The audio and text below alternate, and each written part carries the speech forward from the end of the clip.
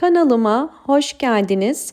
Bugün sizlere orkidelerin çiçek dalı çıkarabilmesi için iki farklı yöntemden bahsedeceğim. Orkideler çiçek dalı iki farklı şekilde çıkarırlar. Birincisi bakın boğum yerlerinden orkideler çiçek dalı çıkarırlar. Ve bu boğum yerlerinden çıkan çiçek dalı bir ana dal kadar büyük olabilir. Orkidelerin boğum yerlerinden çiçek dalı çıkarabilmesi için eski çiçek dalını budamanız gerekiyor. Bakın bu da yine eski çiçek dalının boğum yerlerinden çıkan çiçek dalları. İkincisi olarak orkideler yeni çiçek dalı çıkarırlar. Bakın bunlar yeni çıkan çiçek dalları. Dalların zaten yumuşaklığından da anlayabilirsiniz. Bunlar da vermiş olduğumuz ikinci yöntem sayesinde gerçekleşiyor. Hemen sizlere birinci yöntem ile başlamak istiyorum. Bugün orkidelerimizin çiçek açabilmesi için aloe vera'dan faydalanacağız.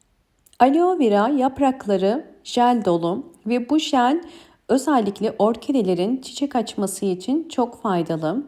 Aloe vera yaprağını kesiyorum. Aloe vera yaprağını keserken en dipten kesmenizi tavsiye ederim. Çünkü kesilen yerden tekrar aloe vera yaprağı büyümez.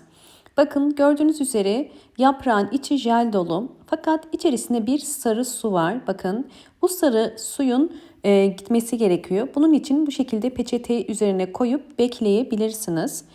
Bu sarı jel gittikten sonra biz bakın bu şekilde yaprağını üstten kesiyorum. Özellikle ince bir tabaka şeklinde keseceğim. Ve sizlere bugün aloe veraların boğum yerlerinden çiçek dalı çıkarabilmesi için nasıl uygulayacağımı göstereceğim. Bakın görüyorsunuz içi jel dolu ve bu jeli kesinlikle orkideler için çok faydalı. Aloe vera jelini kullanmadan önce çiçekleri solan ve dökülen bir orkideye nasıl bir bakımı yapılır? Bunu tüm detaylarıyla sizlere göstereceğim. Gördüğünüz üzere çiçekleri artık dökülmüş ve uçlarında da belirgin bir tomurcuk yok. Ve bu orkidelerin bakın çiçek dökülen yerlerinin boğum yerleri bu şekilde beyaz yani boş olur ve buralardan tekrar çiçek dalı çıkmaz. Bakın bu da yine üstten sararmaya başlamış bir orkide dalı.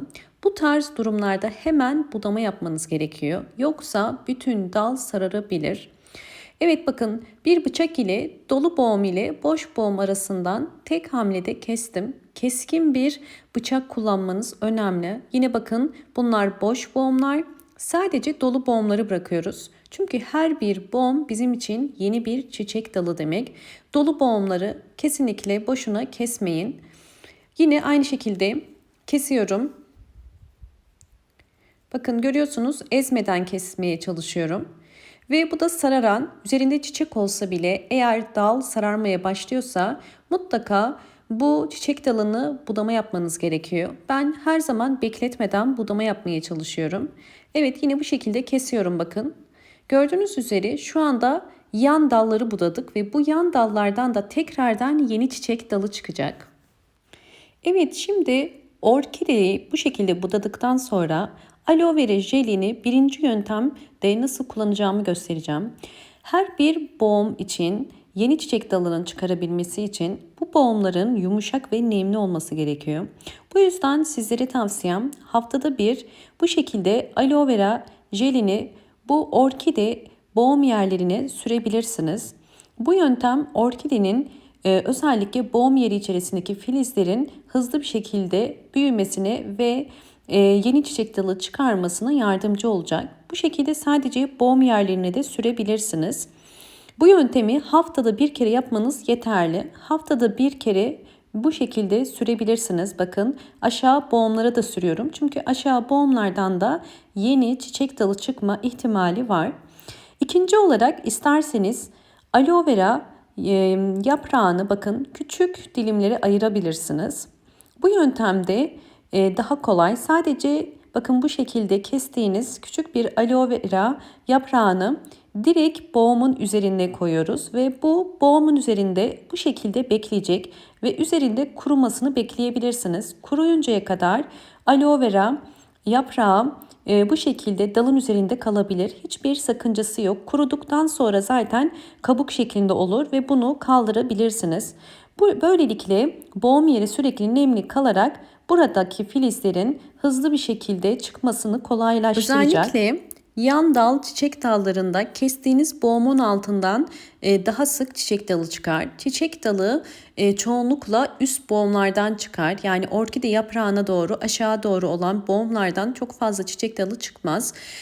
Bakın gördüğünüz üzere bu şekilde yaptığınız zaman ilk 3 boğumda bu işlemi uygulayabilirsiniz. Ve daha önce uyguladığım bakın orkidemi de hemen size göstermek istiyorum. Gördüğünüz üzere bakın kestiğim boğum yerinin hemen altından gördüğünüz üzere yeni bir çiçek dalı çıkarmış. Bakın kestiğim dalın ucu kurumuş ve hemen altındaki boğumdan çiçek dalı çıkarmış. Demek istediğim buydu.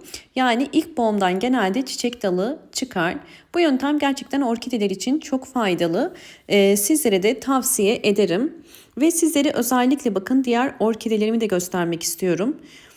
Bu orkidemde yine bakın daha önce budadığım ve gördüğünüz üzere boğum yerlerinden çiçek dalı çıkaran bir orkidem. Yani bir orkide dalı her bir boğumdan çiçek çıkarabiliyor bu şekilde. Bazen 3-4 tane tek bir dalda çıkarabiliyor.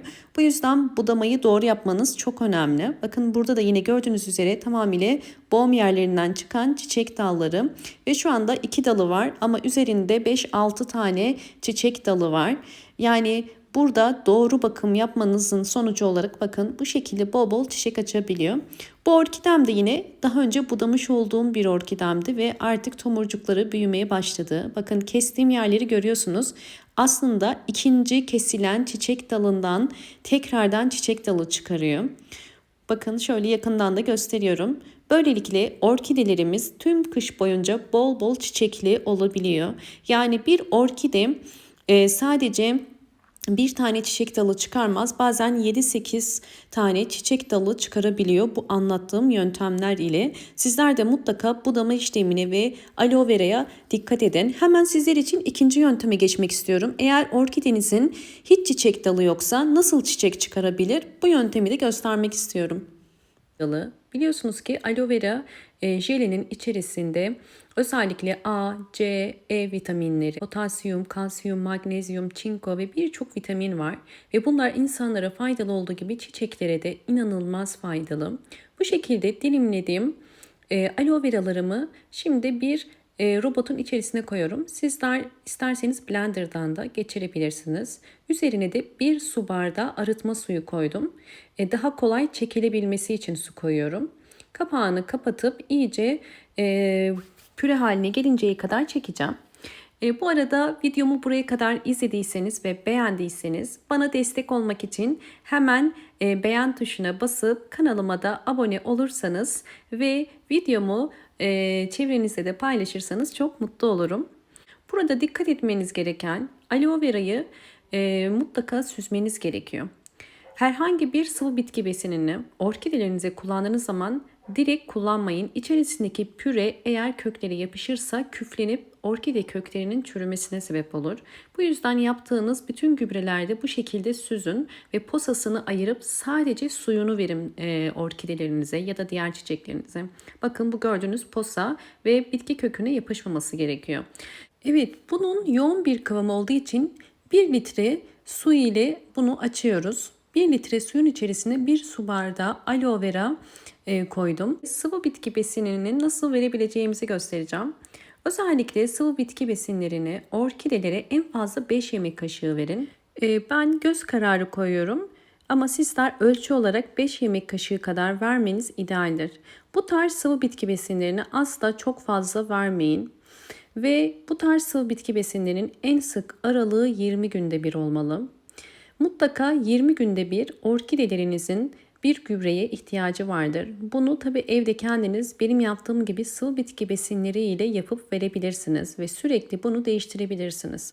Hiç çiçeği olmayan orkideleri düzenli olarak verdiğiniz zaman bu şekilde yeni çiçek dalları da çıkarır. Gördüğünüz üzere bakın ikişer çiçek dalı çıkardı bu orkidem ve bakın bunu da göstermek istiyorum. Bu da yine sıfırdan çiçek dalı çıkaran bir orkidem.